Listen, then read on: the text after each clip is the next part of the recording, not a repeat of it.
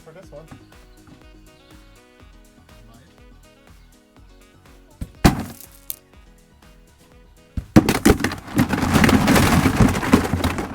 How are you doing? I'm Martin from Gardens for Life. So in this video we're going to take a look at one of our new no-dig gardens that we showed you probably about a month ago or so, and we are preparing it now.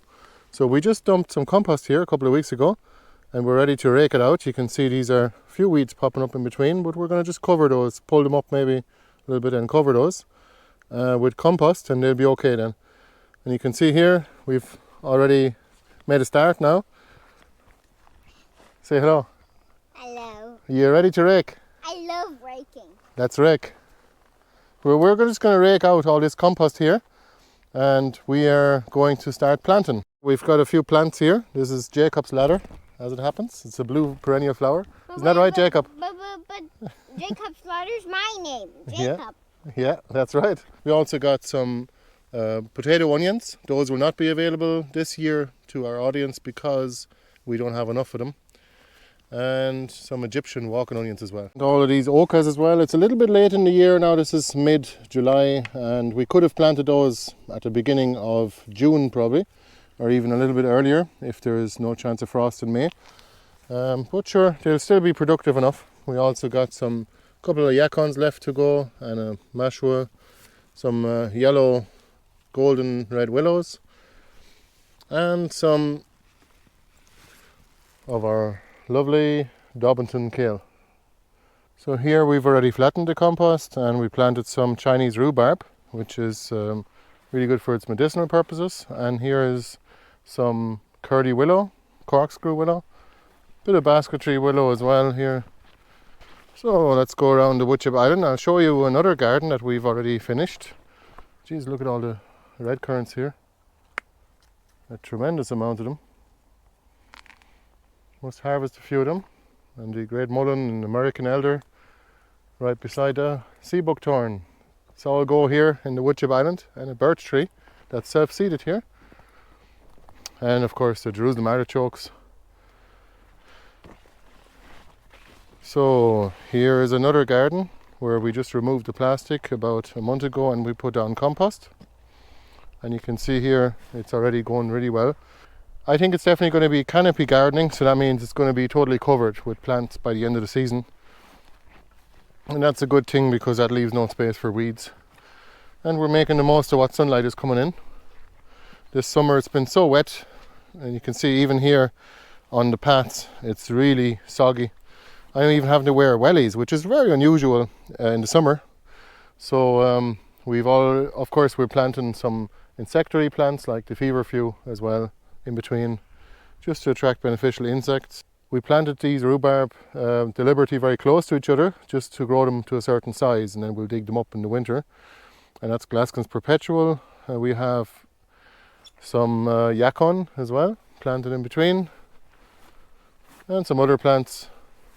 So this bed is coming along really good, and we're also expanding the Woodchip Island on this side as well. We might actually cover... Where did you come out? Yeah, I'm going to have to redo that path there. So here we have a bit more plastic put down just to make another garden. You can see here the Woodchip Island is extremely successful in that it takes absolutely no maintenance at all, and you've got tons of produce. It's mainly berries now. Let me give these a try actually. These are black currants. Make sure you're not eating insects because you can't even digest those. So let's see how they are. Yeah, good black currants. Our own variety I prefer though, it's sweeter and bigger. So we got some aronia berries too. Those are actually starting to ripen. And you can see there's quite a few berries on one bush here.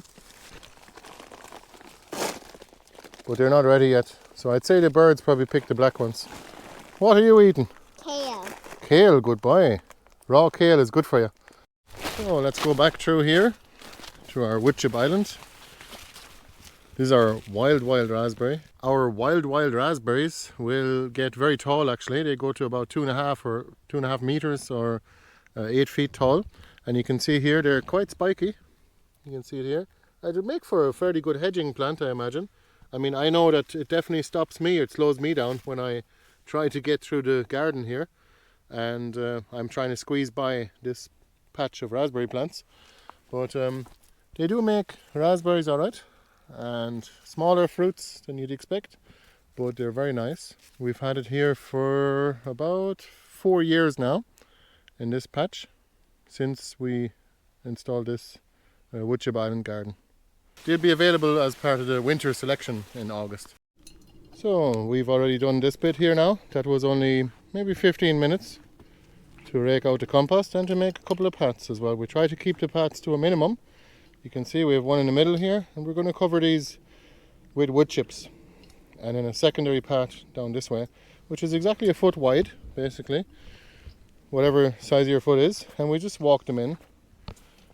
Just use them and then put wood chips on top after a while. Once you have a little indentation, you can see here, and the roots of the plants can actually grow right underneath here. Isn't that right? I can't believe this is so quick to do. It is. It was quick, wasn't it? Yeah. That was only 15 minutes now to rake this out. But of course, if we had to pick up all the compost with a wheelbarrow, it would have taken half a day just to do this bit. I mean, we've a fairly substantial area here now, maybe about 5 by 5 meters. So we can grow a lot of vegetables in this area and plants. We've got stepping stones in the middle here, which basically just go like this. Just take a step into the middle, and you can just walk them in like that. And then you can put some wood chips on top so you can see it. And then you can reach anywhere all around you. And there's another stepping stone here, and we'll make another 2 here.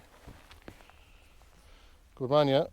You see, we'll be able to reach, without bending our back, we can reach into the middle of the garden bed so that we can service it, such as weeding, for example. As little weeding as there is to do with no dig, you still have to do it before it is too late, before the weeds actually spread.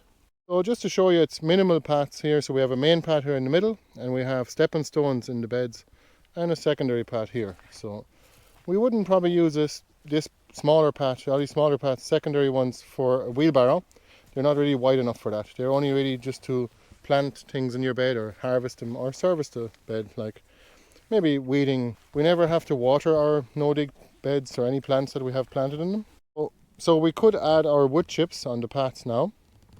And you can see here, it'll take quite a bit of wood chips. Here in the middle, we actually didn't bother with compost because we didn't put down quite enough compost to make it a full thick layer on the paths. But here we did. We just basically walked it in, and it's going to just take a few buckets of wood chips here. But first, I think before we do that, we are going to plant our seedlings, because we are in a little bit of a hurry to plant them. These should have really gone in already about a month ago. These are oca plants, but they're looking really good, really healthy looking. And we also have some kale cuttings and some other bits and pieces. So let's get started. And I'm also going to plant some onions. These are potato onions and the Egyptian walking onion. Now, I'm afraid these are not going to be available this year for our audience, but the Egyptian walking onions are available. We just didn't have enough of these ones this year. So for things like Jacob's ladder, or any kind of seedling, I suppose, whether it's a flower or a vegetable, you can simply tear up the roots a little bit at the bottom. Tear up the roots, and then just make a little hole just with 2 fingers like that, and stuff your seedling into it. And that's it. As simple as that. And you can just, here, I'll make a hole for you. Look. That's it. And you push it down a bit, and then you can close it. And that's it. We're planting them fairly close here because we don't want them to grow too big before the end of the season. So that's it now. As quick as that, we've just done the paths and planted it all up. Some mashua and oca and willow here on this side, some Egyptian walking onions, more oca, lots of different plants here, the Jacob's ladder and the potato onions. What a great garden, and thank you, Jacob, for helping. You're welcome. Alright, that's it now. Thanks for watching the video, and we'll see you at the next one. What do you normally say? Please like and subscribe. See you at the next one. Bye bye.